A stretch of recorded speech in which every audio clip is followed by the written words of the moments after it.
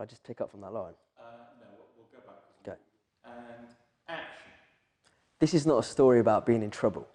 This is not a story about failing school. It isn't a story about falling in love or gender, sexuality, sexism, racism, post-colonial guilt, or sexually transmitted infections. Sorry about that. This is a story about the misuse of illegal substances. This is a story about drugs, a story about choice, a story about you. A story called Who to Follow. Now, when we first started thinking about the kind of story that we wanted to tell, most of our ideas came back pretty similar. There was a character who was doing really well, getting good grades, the latest iPhone, you know, the works. Then, through varying reasons, they have an encounter with drugs and, well, everything falls apart.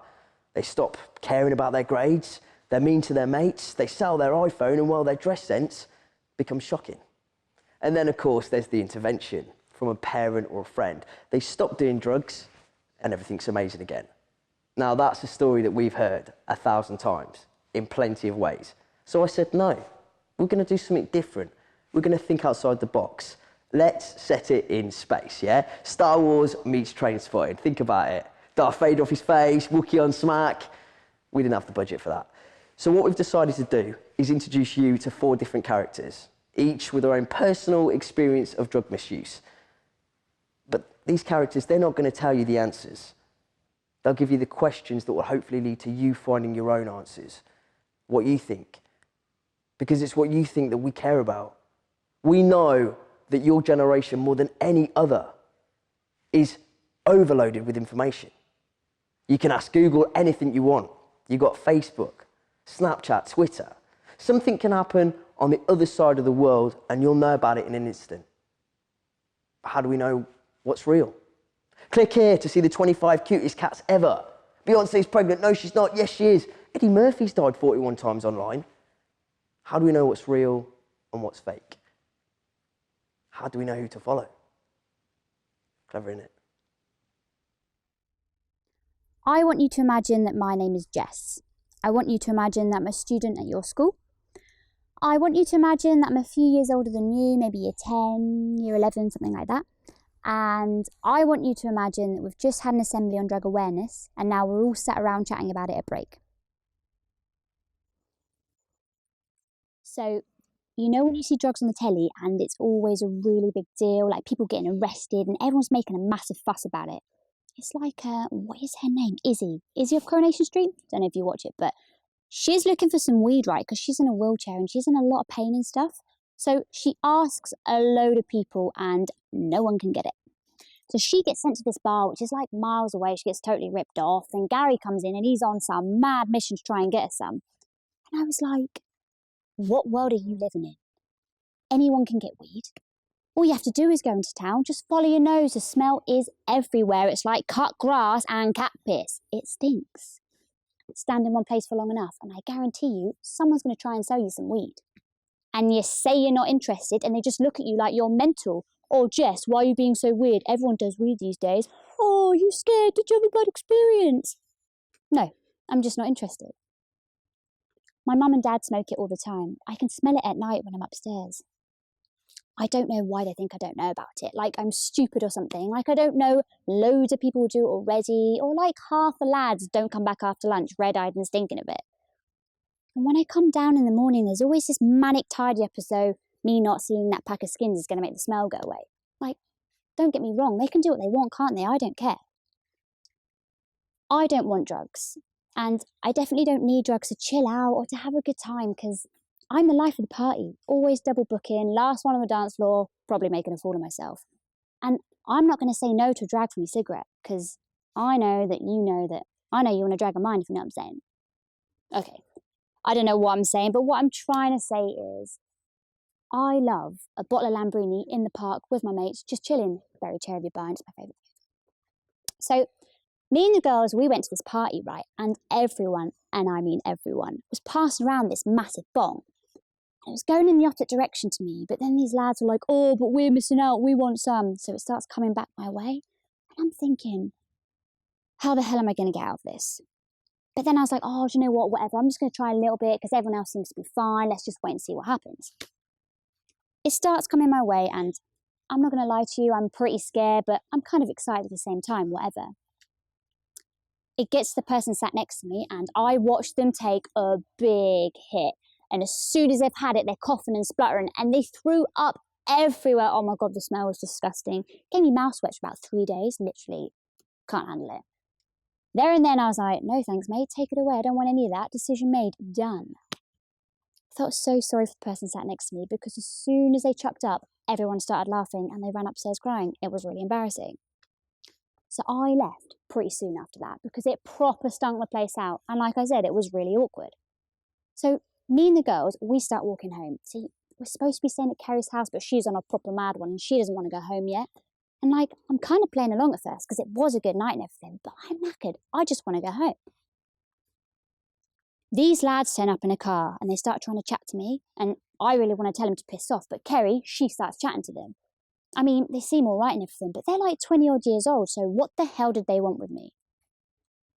They asked me to get in the back of the car, and I was like, hell no, am I getting in the back of the car with some random guys at 2 o'clock in the morning to a party that I know nothing about? But Kerry, she obviously wants to go, so she starts calling me out and ruining her night. The lads start having a go at me, and even Chloe was having a go at me. I was like, is this the weed? If I'd had some of that bong, would I want to get in the back of the car as well? And if it is, then I am glad I didn't have any, and I don't care if I don't look cool. I don't want to lose control like that. Anyway, we didn't even get in the back of the car, because I was like, mate, there is no room for me. 3 girls, 2 spaces, you do the math. They all had a go, but I was like, fine, I'll just walk home alone. So the girls came with me in the end. Kerry called me a sellout in a group chat. We had a massive fight about it at school. Haven't spoken to her since. I don't care.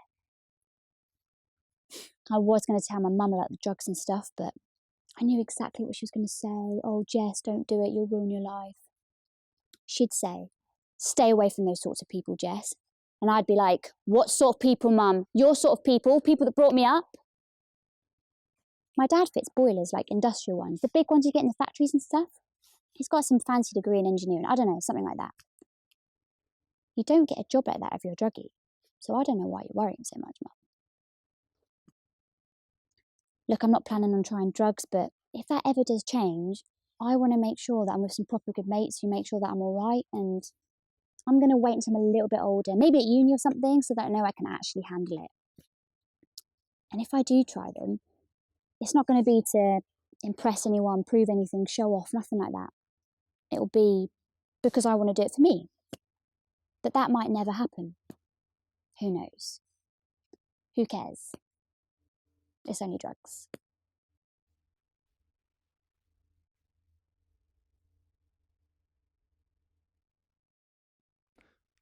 I want you to imagine my name is Tom.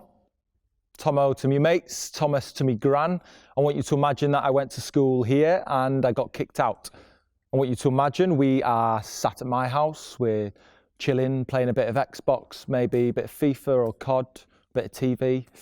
And I want you to imagine that I am the safest, soundest, smartest, best mate you've got.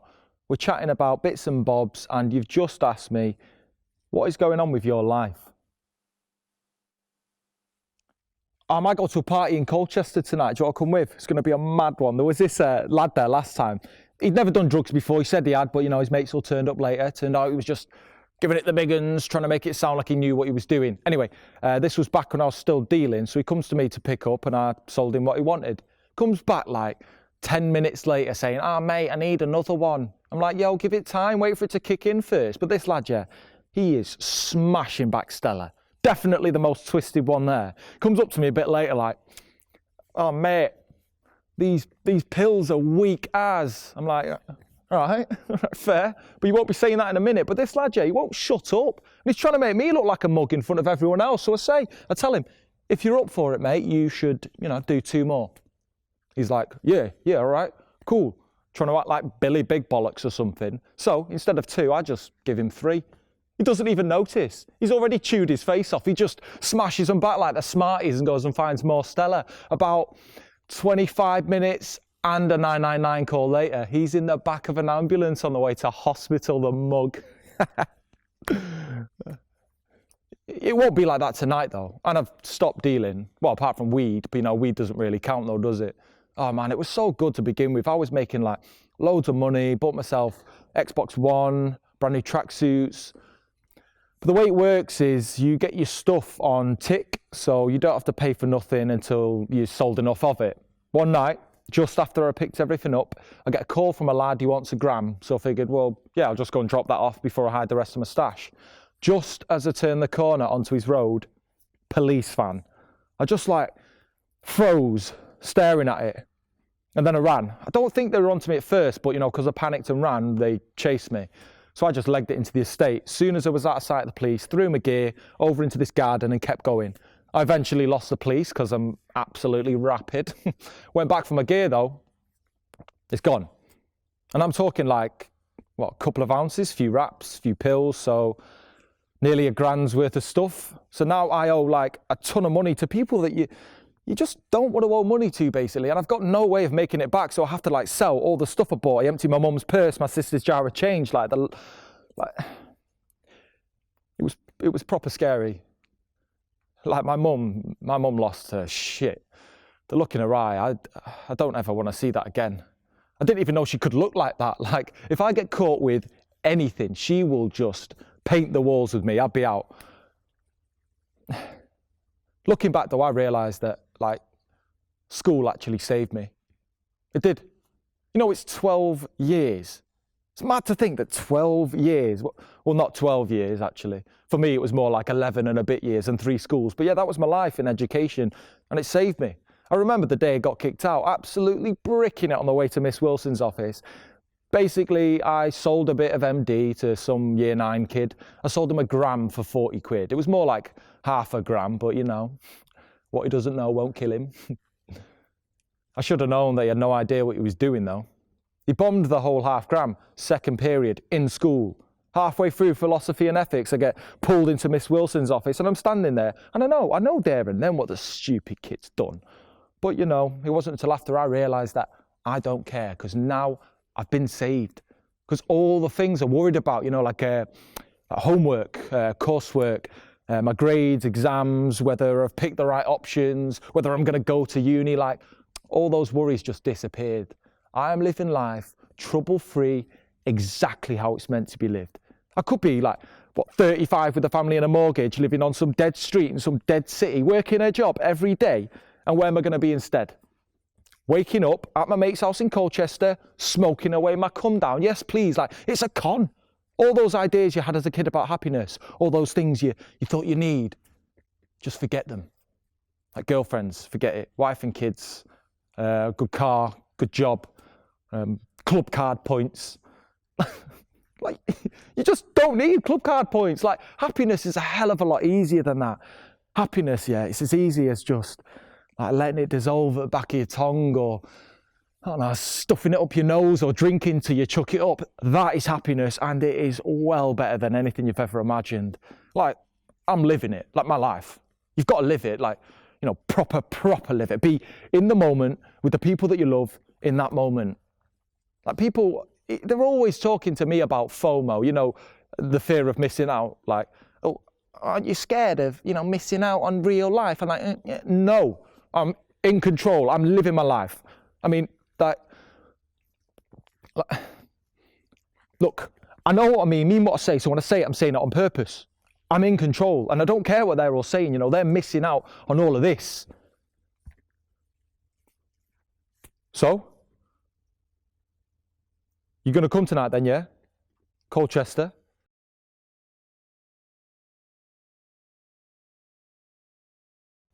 I want you to imagine that my name is Julie.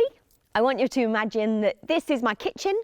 I want you to imagine that I'm a mum of 2 kids. The oldest has just been kicked out of this school for dealing drugs. I want you to imagine that you're a friend of mine and we just sat having a cup of tea and you've just asked me what I'm going to do.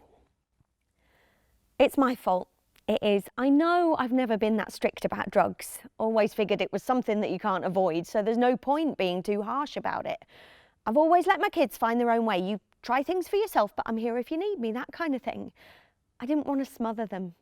I wanted them to trust me like a mate and not be so scared of letting me down that they hide things from me.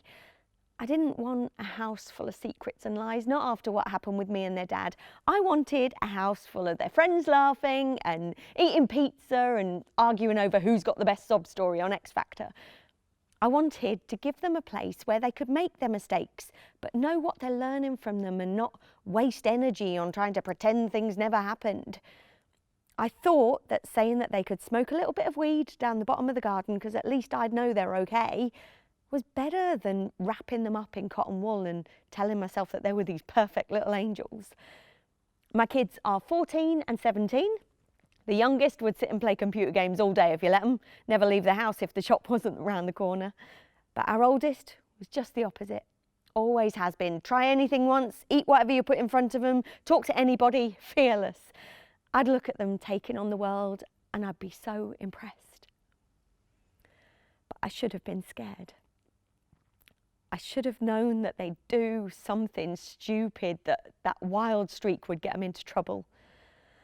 I went to the shop to go and get some bits, and as I was coming out, her from over the road stops me in the doorway and starts shouting about how my kid is trying to sell her daughter drugs, and I'm telling her that she's mad, and people are starting to look. Not one of my kids, I say.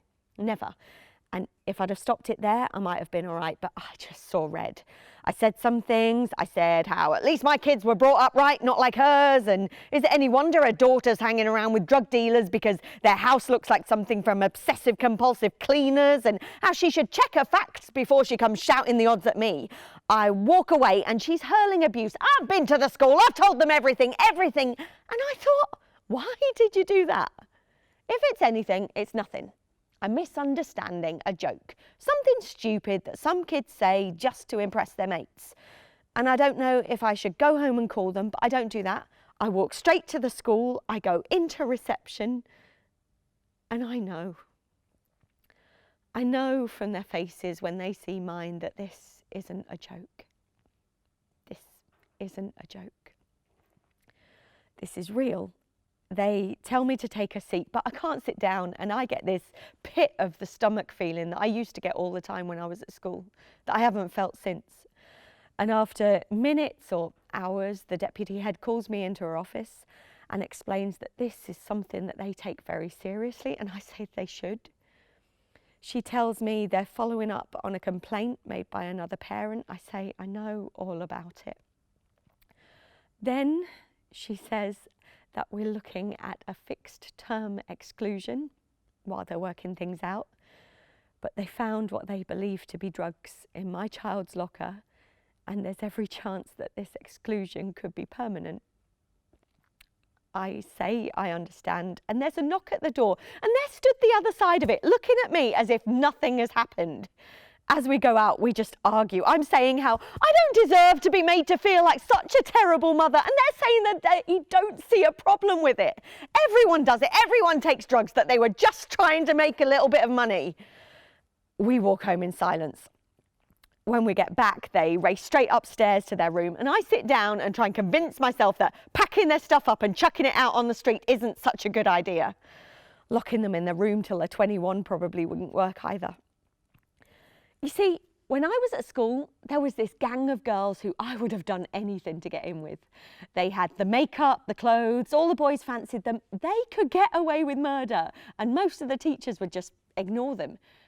I started smoking just so that I could hang around them. I did the same as all my mates when I was at college, mainly drinking. But when I went to uni, that's when I really got into clubbing with all my friends. Like every Friday and Saturday, without fail, I'd work all week, blow my entire student loan at the weekend, wake up Monday morning and just start all over again. And I wanted to be the last one standing as well. Like I could handle my drink. If I felt I'd had a bit too much, I'd snort a couple of lines of whatever I could find to sober me up, just so that I could carry on drinking. I'd get so wasted. I'd get into cars with people I didn't even know. I'd wake up on some stranger's sofa and not know how I got there. Looking back on it, I was such a bloody fool. I wasn't in control. I thought I was, but I wasn't. Anything could have happened to me, and I've never hidden that from my kids. I wanted them to learn from my mistakes. I thought it would make them tougher and make me a better mum. I thought they'd be wiser and stronger than I was at their age. and I never thought that I'd regret it. I want you to imagine that I'm called Mr. Smith. I want you to imagine that I'm your form tutor.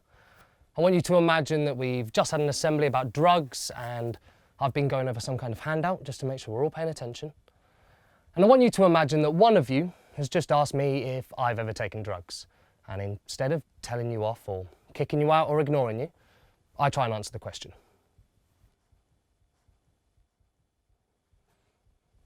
I'm a science teacher, a scientist. I teach things like the periodic table, atoms and their component parts. I teach provable, verifiable truths. I teach facts. So I can't answer that question, not without putting my response into context first. So, here's what I know. Drugs exist. Yep, I know that sounds stupidly obvious, but my point is that you are never going to navigate your way through your lives without encountering them in some way. But there is a way to avoid the risk of harm associated with illegal drugs. Don't do them. Honestly, it's as easy as that. Just don't do them. And if you can't resist that temptation, at least wait until your brain stops developing. Don't overload it with chemicals before it's finished forming the pathways it uses to process information and how it feels about that information.